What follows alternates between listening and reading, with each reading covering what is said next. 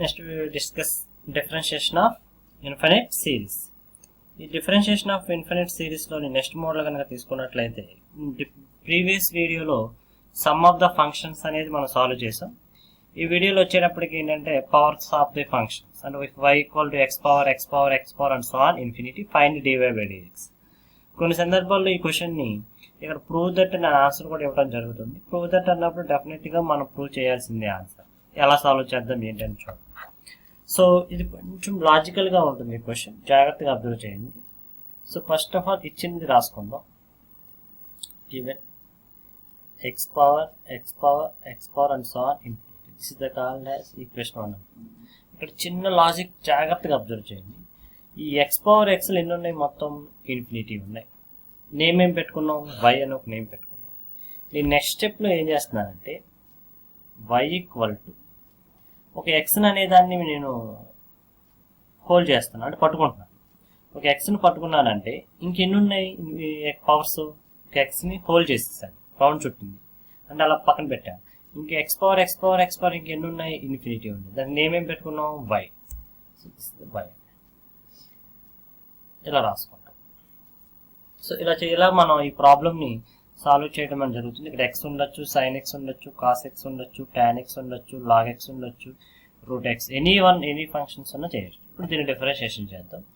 ఇంతకుముందు మనం ప్రీవియస్ వీడియోస్లో చెప్పుకున్నట్టు ఇది ఫంక్షన్ పవర్ ఫంక్షన్ కాబట్టి లాగరిథం అప్లై చేసి ఈ ప్రాబ్లమ్ని మనం సాల్వ్ చేద్దాం. సో ఇప్పుడు మనం బోత్ సైడ్స్ లాగరిథం కనుక అప్లై చేసినట్లయితే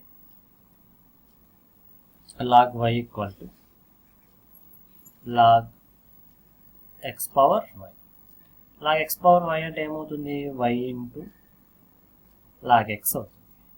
so log y equal to y log x. So ఇప్పుడు మనం బోత్ సైడ్స్ ఏం అప్లై చేద్దాం? Differentiate with respect to x and both side చేద్దాం.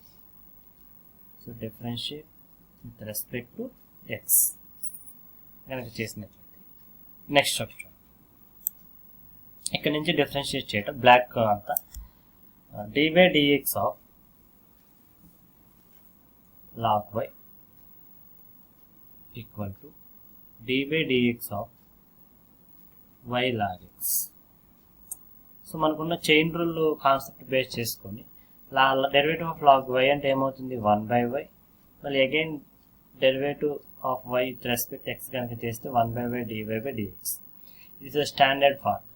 ఇక్కడ యూబీ ఫార్ములా కనుక అప్లై చేసినట్లయితే అంటే యూవీ ఫార్ములా ప్రొడక్ట్ రూల్ కనుక అప్లై చేసినట్లయితే లాగ్ ఎక్స్ ఇంటూ ముందు వైకి డిఫరెన్షియేషన్ కనుక చేసినట్లయితే dy by dx plus y into derivative of log x చేయటం dy by dx of log x. Simplify కనుక చేసినట్లయితే log x into dy by dx plus derivative of log x అంటే ఎంత అవుతుంది? 1/x అవుతుంది. సో మనకు కావాల్సింది డిఫరెన్షియేషన్ ఈజ్ కంప్లీటెడ్. మనకు కావాల్సింది dy by dx కాబట్టి దాన్ని సపరేట్ చేసినట్లయితే 1/y dy by dx minus log x into dy by dx equal to ఎంత అవుతుంది? y by x. సో ఈ రెండింటిలో నుంచి మనకు కావాల్సిన dy by dx కనుక కామన్ తీసినట్లయితే 1/y minus log x equal to ఎంత? y by x. సో ఇక్కడ చూడండి మనకు యాక్చువల్గా అయితే ఈ బ్రాకెట్లో ఉన్నదంతా ఇది తీసుకురావాలి.